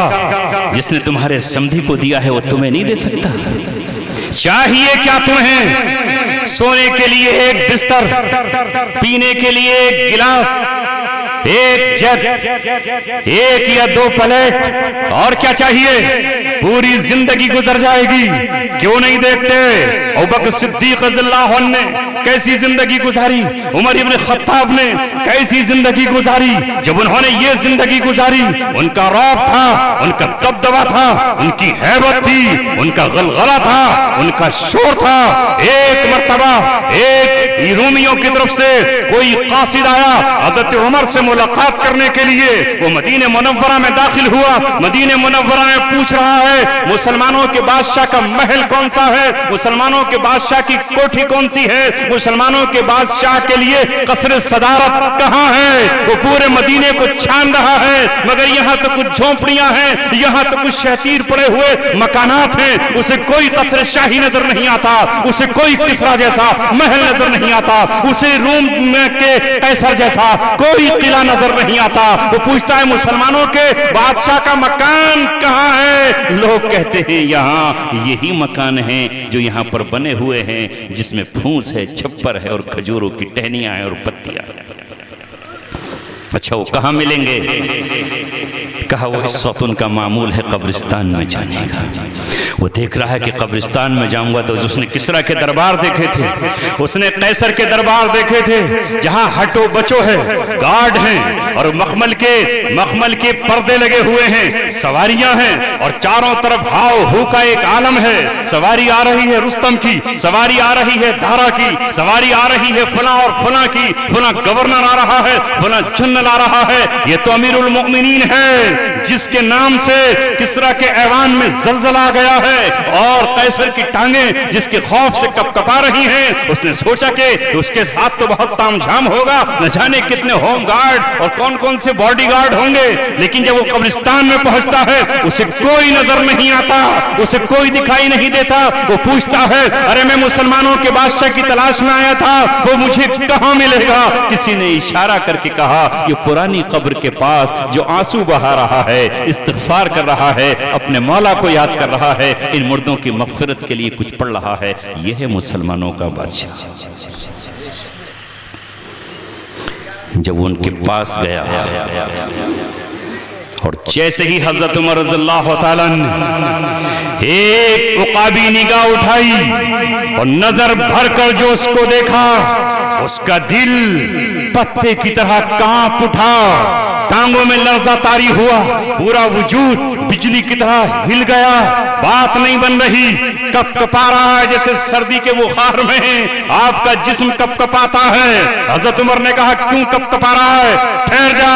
اس نے کہا قدم کام نہیں دیتے، آپ کون ہیں؟ اور اس کے بعد وہ یہ کہتا ہے میں بڑے بڑے جلادوں کے محلوں میں گیا ہوں، میں جرنیلوں کے دربار میں گیا ہوں، میں نے خونخوار سفاک قاتلوں سے ملاقات کی ہے، مگر کون ہے جو میرے دل پہ لرزہ طاری کر دے؟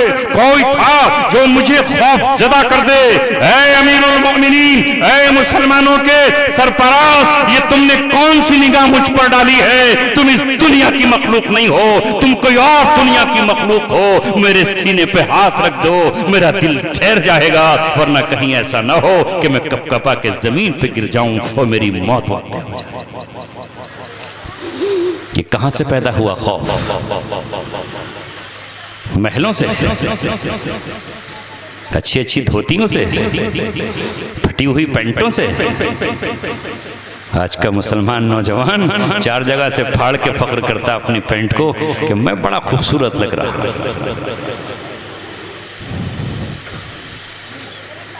کان اپنے چھدوا کر اور ان میں عورتوں کی طرح رنگ پہن کر سمجھتا ہے کہ کتنی اچھی لگ رہی ہوں۔ اگر یہ داڑھی کے بال نہ ہوتے تو پھر میں رشتہ بھیجتی اپنا، تو پھر کوئی لڑکا مجھے اٹھا کے لے جاتا۔ نہیں دیکھتے اپنے نوجوانوں کے چھدے ہوئے کان؟ ہاتھوں میں پہن رہے ہیں چینیں پیتل کی، سونے کی، کوئی گلے میں پہن رہا ہے۔ اندر سے دل زنانہ ہو گیا، یہ زنانی ہو گئی اس کی روح، اور فخر محسوس کر رہا ہے۔ یہ زیورات عورتوں کے لیے ہیں، وہ اس کے لیے بنائی گئی ہیں۔ تیرے نبی نے تجھے اجازت نہیں دی کہ سونے اور چاندی کے تو زیورات پہنے، محض ایک چاندی کی انگوٹھی جو 5.25 گرام سے زیادہ نہ ہو، اس سے زیادہ ہو تو وہ بھی حرام ہے، تو پہن رہے اور فخر کر رہا ہے اس پر۔ اللہ ہماری حفاظت فرمائے۔ جب ہاتھوں میں یہ چینیں آ جائیں تو قرآن کیسے آئے گا؟ حدیث کیسے آئے گی؟ رعب کیسے آئے گا؟ دبدبہ کیسے آئے گا؟ عظیمت کہاں سے آئے گی؟ لہذا آج معمولی سا کتا بھی بھونک رہا ہے اور یہ دیوار کے پیچھے بھاگتا ہے کہ دوڑو، کتا مجھ پہ بھونک رہا ہے۔ کتا بھونکتا تو سمجھ میں آ رہا ہے، بلی بھی بھونک رہی ہے، اور چوہا بھی مونچھ تان کر کے اس سے کہہ رہا ہے راستہ دے مجھے، ادھر کو میں جا رہا ہوں۔ تو یہ بیچارہ چوہے سے بھی کہہ رہا ہے چوہے صاحب آپ چلے جائیے، میں تھوڑی دیر کے لیے چھپ جاتا ہوں آپ کے بل میں۔ یہ حال ہمارا۔ اے عزیزو، آؤ نفع بخش بن جاؤ، تمہاری زبان سے نفع ہو، تمہارے مکان سے دوسروں کو نفع ہو، تمہارے قلم سے نفع ہو۔ اگر آپ ڈاکٹر ہو تو اتنی جائز روزی کما لو، مگر لوٹنے کی فکر میں نہ رہو۔ اگر کوئی بیوہ روتی ہوئی آئے تو اس کی کھال مت کھینچو۔ اگر کوئی معصوم یتیم بخار سے تڑپتا ہوا ہے تو بیجا اپنا بل بنانے کی کوشش مت کرو۔ ثابت کرو کہ مسلمانوں کا ہاسپٹل صرف مسلمانوں کا نہیں ہے، وہ انسانوں کا ہے۔ لوگ آئیں تمہارے یہاں، دوسرے دھرم کے لوگ آئیں، وہاں ہمارا آپریشن سستا ہو جائے گا، وہاں ہمیں دوا سستی مل جائے گی۔ تم دوسروں پر نچھاور کرنے آئے ہو، دوسروں پر بہانے کے لیے آئے ہو، رب سے لینے کے لیے آئے ہو۔ وہ جھنڈے جو تم نے 1400 برس پہلے اس طرح گاڑے تھے، وہ آج پھر گاڑنے ہوں گے تمہیں۔ اپنے مال کو لے کر نکلو، ہاں زکوٰۃ کو لے کر نکلو۔ میرا انتظار مت کرو کہ میں رمضان میں آؤں گا تو مولانا صاحب آئیں گے اور جب وہ رسید لائیں گے تو ان کی کٹوا کر کے چھٹی کر دوں گا۔ زکوٰۃ تمہاری ہے، تمہیں ڈھونڈنا چاہیے وہ 8 مصرف جو زکوٰۃ کے اللہ تبارک و تعالیٰ نے بیان کیے ہیں۔ امام آئے نہ آئے، مدرسے کا محتمم آئے یا نہ آئے، کوئی سفیر آئے یا نہ آئے، رمضان کا کیوں انتظار؟ کہیں لکھا ہے قرآن میں، حدیث میں، اللہ کسی فقہ کی کتاب میں علماء کی موجودگی میں کہہ رہا ہوں کہ زکوٰۃ صرف رمضان ہی میں ادا ہوگی؟ کہیں لکھا ہے؟ اگر لکھا ہو تو بھائی مجھے دکھا دینا۔ ارے نماز تو اپنے وقت پہ ادا ہوگی، 1 منٹ پہلے اور بعد میں بھی ادا نہیں کر سکتے۔ روزہ 1 منٹ پہلے نہیں کھول سکتے اور 1 منٹ بعد آپ سحری نہیں کھا سکتے، اپنے وقت پر سحری اور وقت پہ افطار ہوگا۔ حج ایک ہی دن میں کرو گے اور دوبارہ وہ حج دوسرے دن میں نہیں ہو سکتا ہے، مگر اللہ تبارک و تعالیٰ کے پیغام پر، اس کے نظام پر قربان جائیے۔ اس نے یہ کہا کہ زکوٰۃ آگے کی بھی ابھی ادا کی جا سکتی ہے اور پچھلے سالوں کی نہیں دی ہے تو وہ بھی ادا کی جا سکتی ہے۔ اللہ کو پتا ہے غریب اس وقت ہے، سانسیں اس وقت چل رہی ہیں، آپریشن اس وقت ہونا ہے، آپریشن نہیں ہوا تو آنت پھٹ جانے کا ڈر ہے، کڈنی کے ڈیمیج ہو جانے کا ڈر ہے، لیور کے ختم ہو جانے کا ڈر ہے۔ اس وقت چاہیے اس غریب کو پیسہ، آپ کہتے ہو رمضان میں ادا کروں گا اس لیے کہ اس وقت 70 ملیں گے، تو پھر حج بھی رمضان میں ادا کر لینا، 70 حج کا ثواب ہوگا نا۔ کیوں حج بھی رمضان میں کر لو، 70 حج کا ثواب ملے گا۔ وہ حدیث حج پہ نہیں آتی، کیا ہوگا زکوٰۃ پہ آتی ہے۔ کیوں قربانی بھی رمضان میں کر لیا کرو، 70 قربانیوں کا ثواب ملے گا۔ کہاں سے لائے جوڑ کر؟ ارے ہمیں فرصت تھی تھوڑی سی، رمضان میں ہماری چھٹی ہوتی تھی، ہم آپ کے پاس رمضان میں آ گئے تو آپ نے سمجھ لیا رمضان میں ادا ہوگی۔ بھوک اس وقت لگی ہے، پیاس اس وقت لگی ہے، جسم کو ضرورت اس وقت ہے، دیوار اب ٹوٹی ہوئی ہے، ضرورت آج ہے، اسی وقت ادا کر دو اور اس کو لکھ کر کے رکھ لو۔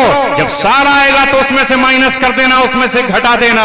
آئندہ 2 سال کی بھی نکال سکتے ہو اور 1 سال کی بھی نکال سکتے ہو۔ اور اگر زکوٰۃ نہیں ہے تو یہ کس نے کہا ہے کہ زکوٰۃ کے علاوہ خرچ نہیں کر سکتے؟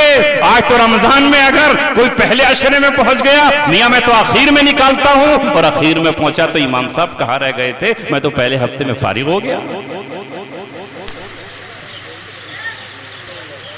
یہ حال ہے نہیں۔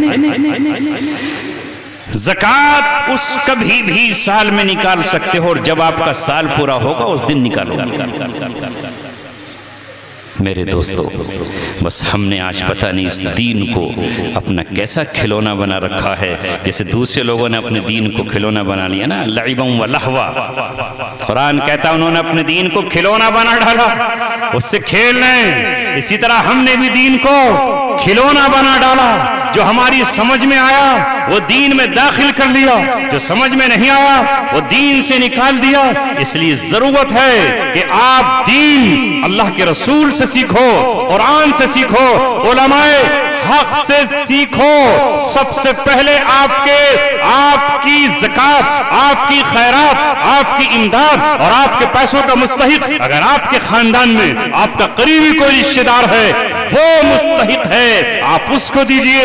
یتیم مستحق ہے، یتیموں کو دیجئے۔ مسکین مستحق ہے، مسکین کو دیجئے۔ کوئی بیوہ مستحق ہے تو بیوہ کو دیجئے۔ یہ آپ پر ذمہ داری بڑھتی ہے، زکوٰۃ آپ کی ہے، آپ کو ڈھونڈ کر خرچ کرنا ہے۔ جس طرح نماز آپ پر فرض ہے تو نماز کے لیے پانی آپ کو ڈھونڈنا ہے، مجھے ڈھونڈنا نہیں ہے۔ مسجد آپ کو ڈھونڈنا ہے، قربانی آپ کو کرنی ہے۔ تو میں آپ کا جانور لے کر نہیں آؤں گا کہ میں بازار جاؤں اور آپ کا جانور لے کر آؤں، آپ کو خود ڈھونڈنا ہے۔ اسی طرح اپنے مال کو خرچ کرتے چلے جائیے، اور جو شخص بھی اللہ تبارک و تعالیٰ پر مال خرچ کرے گا اس کا مال کبھی کم نہیں ہوتا۔ جس طرح علم بانٹنے سے کم نہیں ہوتا، مال بھی اللہ کی راہ میں خرچ کرنے سے کم نہیں ہوتا۔ بس اللہ تبارک و تعالیٰ مجھے اور آپ کو عمل کی توفیق عطا فرمائے۔ کریں گے عمل انشاءاللہ، یا بس پنچوں کی بات سر آنکھوں پر پتنالہ یہیں گرے گا؟ کریں گے نا کوشش؟ اگر انشاءاللہ آپ میں سے چند لوگوں نے کوشش کر لی، آج کا یہ جلسہ کامیاب ہوگا، علماء کی آمد کامیاب ہوگی۔ دل چاہتا ہے کہ آپ یہاں ایک ادارہ قائم کر لیں، ایک مکتب قائم کریں۔ آج بنیاد رکھیں گے، کل اللہ اس کو عالی شان بنا دے۔ آج سے کئی برس پہلے عمری کلا میں رہا کرتا تھا 1994 95 96 میں. وہاں میں نے ایک مسجد کی بنیاد رکھی, ایک مدرسے کی بنیاد رکھی. آج میں گیا تو میرا دل خوشی سے لہلہا اٹھا, جیسے کوئی اپنے باغ اور چمن کو دیکھ کے لہلہا اٹھتا ہے. آج وہ مسجدیں عالی شان بن گئیں, وہ مدرسہ عالی شان بن گیا. وہاں سے حافظ نکلے, وہاں سے قاری نکلے ہیں. انشاءاللہ اس بستی سے بھی ضرور انشاءاللہ, جیسے حاجی صاحب کے کریشر سے شکر نکلتی ہے, گڑ نکلتا ہے, اسی طرح آپ کے یہاں سے بھی دین کی شکر نکلے, دین کا گڑ نکلے, اس میں ہمارا بھی حصہ ہو. اللہ مجھے اور آپ کو عمل کی توفیق عطا فرمائے. وما علینا الا البلاغ المبین. کوئی اور صاحب کرائیں گے؟ اللهم صل على محمد وعلى آل محمد كما صليت على إبراهيم وعلى آل إبراهيم إنك حميد مجيد. ربنا ظلمنا أنفسنا وإن لم تغفر لنا وترحمنا لنكونن من الخاسرين. اے مولا کریم, اے رب رحیم, اے ہمارے خالق و مالک, اے ہمیں انسان بنانے والے, اے آخری پیغمبر کی امت میں مسلمان بنا دینے والے, اے اس خطہ ہند میں ہمیں ایمان کی دولت سے سرفراز فرمانے والے. یہ تیری عطائیں ہیں, یہ تیرا کرم ہے, یہ تیرا فضل ہے, یہ تیری جود و سخا ہے. اے اللہ, اس گئے گزرے دور میں تو نے ہمیں پھر بلا لیا, اس مجمع نے ہمیں دعوت دی. اے اللہ, اس مجمع نے کافی رقم اس اجلاس پہ خرچ کی ہے, عمدہ سے عمدہ انہوں نے اسٹیج سجایا. اے اللہ, کرسیاں بچھائیں, جھالریں لگائیں. اے اللہ, انہوں نے سوچا ہم اپنی دنیا کے پروگراموں میں بھی تو خرچ کرتے ہیں. اے مولا, اس میں کسی نے 1 روپیہ دیا ہو یا 1000 دیا ہو, کسی نے کھانا بنایا ہو, اے اللہ کسی نے کھانا پکایا ہو, اے اللہ کسی نے اس پروگرام کو محبت کی نظر سے دیکھا ہو, اے رب کریم پیار کی نظروں سے دیکھا ہو, تعاون کیا ہو. اے مولا, اے رب کریم, یہ سب کچھ آپ کے نام پر ہوا ہے, یہ سب کچھ آپ کی نسبت پر ہوا ہے, یہ سب کچھ تیری محبت میں ہوا ہے, یہ سب کچھ تیرے نبی کی چاہت میں ہوا ہے, یہ جنت کے اہل شوق میں ہوا ہے, یہ جہنم سے اہل پناہ چاہنے کی طلب میں ہوا ہے. رب کریم, جو چاہا ہے, جو ارادے کیے ہیں, انہیں پورا فرما دیجیے, انہیں پورا فرما دیجئے. اے اللہ, ہم خود روئے, اس مجمع کو رلانے کی کوشش کی. اے اللہ, ہمارے پاس اس وقت آپ کے یہاں حضور رکھنے کے لیے کچھ بھی تو نہیں ہے, نہ نمازیں ہیں, نہ روزے ہیں, نہ مال ہے. مال تو نے اتنا دیا ہی کہاں جو تیری راہ میں خرچ کر دیتے. مولا کریم, گھر بڑی مشکل سے چلتا ہے, چراغ بڑی مشکل سے جلتا ہے. اے مولا, چولہا جلنے کے لیے بھی بہت مرتبہ سوچنا پڑتا ہے. رب کریم, کچھ نہیں ہے تیری محبت کے سوا, تجھ پر ایمان لانے کے سوا, اے اللہ تیری چاہتوں کے سوا, ان آنسوؤں کے سوا کچھ بھی تو نہیں ہے. اے اللہ, یہ آنسو ہم نے آپ کی حضور میں رکھ دیے ہیں. اے اللہ, یہ ہمارے دل کا خون ہے, یہ ہمارے جگر کا خون ہے. اے اللہ, یہ ہمارا وائٹ خون ہے. اے رب کریم, ان آنسوؤں کو قبول فرما, ان آنسوؤں کو قبول فرما. بدعمالیاں ہماری ہیں. اے اللہ, اس بدعمالیوں کی وجہ سے مختلف قسم کے عذاب آج ہمارے اوپر منڈلائے ہوئے ہیں. عذاب نے ہمارے ٹکڑے ٹکڑے کر دیے ہیں, عذاب نے ہمیں چاروں طرف سے گھیر لیا ہے. اے اللہ, ہمارے ہی جسم کا ایک حصہ دنیا کے کسی خطے پر اے اللہ زخمی ہے, اس سے لہو ٹپک رہا ہے, آنسو بہ رہے ہیں, فریادیں ہیں, آہو فغاں ہے, زمین کراہ رہی ہے, آسمان تڑپ رہا ہے. اللہ تیرا عرش ہل رہا ہے, اللہ تیرا عرش کپ کپا اٹھا ہے. مظلوم کی فریادوں سے, مظلوموں کی چیخوں سے, مظلوموں کی آہوں سے. اے مولا, ماؤں کے آنسو خشک ہو گئے, آوازیں بند ہو گئیں. اے رب کریم, معصوموں کی قربانیاں قبول فرما لے. اے اللہ, معصوموں کی قربانیاں قبول فرما لے. اے اللہ, شہیدوں کی شہادت قبول فرما لے. اے اللہ, ہمارے جنازے قبول فرما لے. اے رب کریم, جب گناہ بہت زیادہ ہو جاتے ہیں تو تو آنسوؤں کی توبہ قبول نہیں فرماتا, پھر تجھے خون کی توبہ کرنی پڑتی ہے, خون سے تجھے راضی کرنا پڑتا ہے. اے رب, روئے زمین پر اب تو خون بھی بہ گیا, آنسو بھی بہ گئے, بستیاں اجڑ گئی. اے اللہ, زبان پر کانٹے جم گئے. پانی نہ ملا۔ اے اللہ، اے مولا، اے رب کریم، اے اللہ پھر سے دنیا نے کربلا کا دوبارہ نظارہ دیکھ لیا، حضرت عثمان کی پیاس پھر سے یاد آ گئی۔ اے رب کریم تیرے پاس تو بادل ہے، پیاسوں کو پانی پلا دیجئے، پیاسوں کو پانی پلا دیجئے۔ اے اللہ زخموں پر کوئی مرہم نہ رکھے تو زخم کی تڑپ کا کیا ہوگا، زخم کی تپش کا کیا ہوگا۔ اے رب کریم کوئی تو مسیحا بھیج دے جو زخموں پر مرہم رکھ دے، اے اللہ کوئی تو مسیحا بھیج دے جو زخموں پر مرہم رکھ دے۔ اے رب کریم تجھی سے فریاد ہے اور تیرے ہی سامنے اللہ ہم نے جھولی پھیلائی ہے، امت کے مظلوموں کی مدد فرما۔ دنیا کے کسی بھی خطے میں وہ ارض قدس ہو اے اللہ یا وہ ارض شام ہو، دنیا کا کوئی بھی کنارہ ہو اللہ، جہاں کہیں بھی مظلوم ہو، ان کا کسی بھی دین اور کسی بھی مذہب سے تعلق ہو، مظلوموں کی مدد فرما دیجئے، ظالموں کے ہاتھ سے طاقت چھین لیجئے۔ اے اللہ ظالموں پر عذاب لے کر جبرائیل علیہ السلام کو بھیج دیجئے، ظالموں کی زمین کو حکم دیجئے کہ وہ ان کو نگل جائے۔ اے اللہ ظالموں پر عذاب کا کوڑا برسا دیجئے۔ اے اللہ ظالم قوموں کو قوم سمود کی طرح ہلاک فرما دیجئے، قوم عاد کی طرح انہیں نیست و نابود کر دیجئے، قوم نوح کی طرح انہیں پانی کے عذاب سے ڈبو دیجئے۔ اے اللہ ہمارے سامنے صرف تیرے سامنے تڑپنے، گر گڑانے، عاجزی کرنے کے سوا کچھ نہیں ہے، ہماری فریاد کو سن، جو گناہ کیے ہیں معاف فرما دے، جو خطائیں ہوئی ہیں معاف فرما دے۔ اے اللہ یہ مجمع نوجوانوں کا، بزرگوں کا، ہمت والوں کا، کم ہمت تو کرسیاں چھوڑ کر بھاگ کر جا چکے ہیں، اے اللہ ان ہمت والوں کی ہمت کو قبول فرما کر ان سب کی مرادیں پوری فرما، سب کی آرزویں پوری فرما، کسی کے گھر میں کوئی بھی تکلیف ہو اسے دور فرما دے، کسی کی بچی بیمار ہو اسے شفا عطا فرما، کسی کا بیٹا بیمار ہو اے اللہ اسے راحت نصیب فرما، اے اللہ کسی کا بچہ کسی کھلونے کی چاہت کرتا ہو اس کے لیے اس وقت میں کھلونے سے بڑھ کر کوئی چیز نہیں ہے، ہمارا کوئی بچہ اسکول میں مدرسے میں پڑھتا ہو اور اسے اپنی تعلیم کے لیے اے اللہ کسی چیز کی ضرورت ہو، قلم کی ضرورت ہو، کاغذ کی ضرورت ہو، کاپی کی ضرورت ہو، اللہ اسے عطا فرما دیجئے۔ جو غریب بچے ہیں امیروں کے ذہن اور دل ان کی طرف مائل فرما دیجئے، یتیموں کے سر پہ ہاتھ رکھنے کے لیے ہمارے ہاتھوں کو قبول فرما لیجئے، اے اللہ بیواؤں کو دوپٹہ اڑانے اور ان کے گھر میں اے اللہ کھانا بنانے کے لیے ہمیں قبول فرما لیجئے، ہمیں بھی اللہ اپنے خزانوں سے نصیب فرما، اے اللہ ہم بھی لوٹاتے رہے، ہم بھی بانٹتے رہے، تو نے قرآن جیسی نعمت دی، حدیث جیسا علم عطا فرمایا، فقہ کی اے اللہ کتابیں ہم نے پڑھی، اے اللہ عمر کے ہم اس مرحلے پر پہنچ چکے ہیں جہاں کچھ کرنے کو دل چاہتا ہے، اے رب کریم ہمارا بھی دل ہے ہم دسترخوان سجائیں غریبوں مسکینوں کے لیے، اے اللہ ہم بھی کمزوروں کا سہارا بن جائیں، اے اللہ ہمیں قبول فرما۔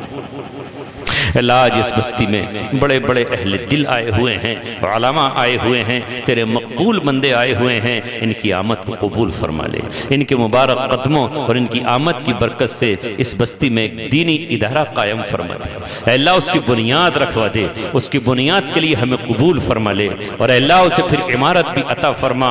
اے اللہ جس نوجوان نے، جس شخص نے اپنا گھر تیرے قرآن کی تلاوت کے لیے دے رکھا ہے اس کی پل پل حفاظت فرما، روزگار میں برکت عطا فرما، ایسے ہی دل اس بستی کے اور لوگوں کو بھی عطا فرما۔ اللہ بہت وقت ہو گیا ہے، رات کا کافی وقت گزر گیا ہے، لوگ دور دراز سے آئے ہوئے ہیں، انہی پر اللہ اپنی دعاؤں کو ختم فرماتے ہیں، جو مانگ لیا وہ بھی عطا فرما، جو نہیں مانگا بن مانگے نصیب فرما، اپنی عطاؤں سے عطا فرما، فضل سے عطا فرما۔ اے اللہ اس مجمع میں کوئی بھی تیرا ایک مخلص بندہ ہو جس کا عمل تجھے پسند ہو، جس کی ادائیں تجھے پسند ہو، جس کی عبادت اور ذکر اور اس کا صبر و شکر تجھے پسند ہو، ہم اس شخص کا تجھے واسطہ دیتے ہیں۔ اے مولا ہماری زندگی کی ساری دعائیں قبول فرما۔